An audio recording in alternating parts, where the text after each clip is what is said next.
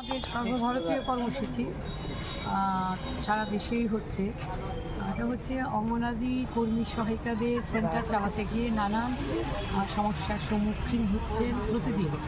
যে তাদেরকে সবসময় চাপে রাখছে দিল্লি এবং রাজ্যের সরকার, চাপে রাখছে। যেমন ধরুন তাদেরকে মোবাইল দিয়েছে, অ্যান্ড্রয়েড মোবাইল দিয়েছে, কিন্তু এই মোবাইলগুলো একেবারে বাজে সস্তা মোবাইল।